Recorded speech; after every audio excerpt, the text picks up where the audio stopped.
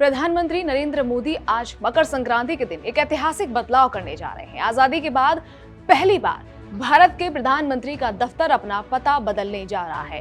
प्रधानमंत्री कार्यालय यानी पीएमओ आज साउथ ब्लॉक को छोड़कर अपने नए ठिकाने में शिफ्ट होगा। ये नया ठिकाना है सेवा तीर्थ कॉम्प्लेक्स, जिसे सेंट्रल विस्टा रीडेवलपमेंट प्रोजेक्ट के तहत तैयार किया गया है। करीब 7 दशकों तक भारत के प्रधानमंत्री का दफ्तर साउथ ब्लॉक में ही रहा।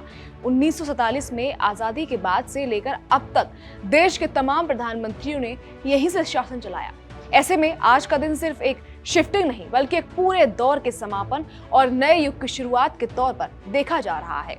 प्रधानमंत्री कार्यालय जिस नई इमारत में शिफ्ट हो रहा है, उसका नाम सेवा तीर्थ 1 रखा गया है। इस बिल्डिंग को खास तौर पर प्रधानमंत्री कार्यालय की जरूरतों को ध्यान में रखकर डिजाइन किया गया है।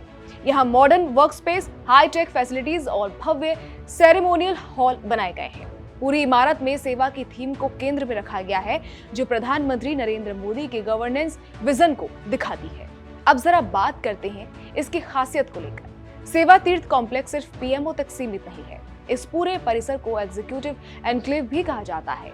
इसमें 3 अलग अलग बिल्डिंग बनाई गई हैं। सेवा तीर्थ 1 में प्रधानमंत्री कार्यालय होगा, सेवा तीर्थ 2 में कैबिनेट सचिवालय है और सेवा तीर्थ 3 में राष्ट्रीय सुरक्षा सलाहकार और नेशनल सिक्योरिटी काउंसिल सचिवालय का ऑफिस होगा। कैबिनेट सचिवालय पहले ही पिछले साल सितंबर में सेवा तीर्थ 2 में शिफ्ट हो चुका है। वहीं अब प्रधानमंत्री कार्यालय के शिफ्ट होने के साथ ही पूरा एग्जीक्यूटिव एनक्लेव लगभग पूरी तरह से फंक्शनल हो जाएगा। राष्ट्रीय सुरक्षा से जुड़े अहम फैसले भी अब इसी कॉम्प्लेक्स से लिए जाएंगे। पूरा सेवा तीर्थ परिसर देश की जानी मानी infrastructure company Larsen and Toubro ने तैयार किया है। इस प्रोजेक्ट पर करीब 1189 करोड़ रुपए की लागत आई है। ये परिसर करीब 2,26,000 वर्ग फुट क्षेत्र में फैला हुआ है। इसे इस तरह डिजाइन किया गया है कि प्रधानमंत्री कार्यालय, कैबिनेट सचिवालय और राष्ट्रीय सुरक्षा से जुड़े विभाग आपस में बेहतर तालमेल के साथ काम कर सके। प्रधानमंत्री कार्यालय के साउथ ब्लॉक से शिफ्ट होने के बाद साउथ ब्लॉक और नॉर्थ ब्लॉक के ऐतिहासिक इमारतों का भी नया भविष्य तय हो चुका है। इन दोनों इमारतों को एक विशाल पब्लिक म्यूजियम में तब्दील किया जाएगा, जिसका नाम होगा युगे युगीन भारत संग्रहालय। इस म्यूजियम के जरिए भारत की हजारों साल पुरानी सभ्यता, संस्कृति और लोकतांत्रिक यात्रा को आम जनता के सामने रखा जाएगा। इस म्यूजियम के डेवलपमेंट को लेकर भी सरकार ने बड़ा कदम उठाया है।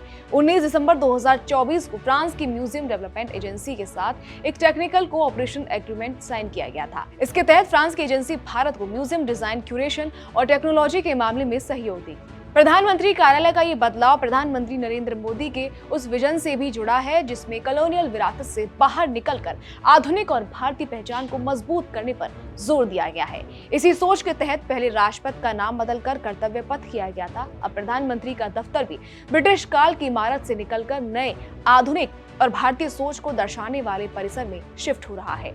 इसी विजन के तहत प्रधानमंत्री के लिए एक नया आधिकारिक आवास भी तैयार किया जा रहा है।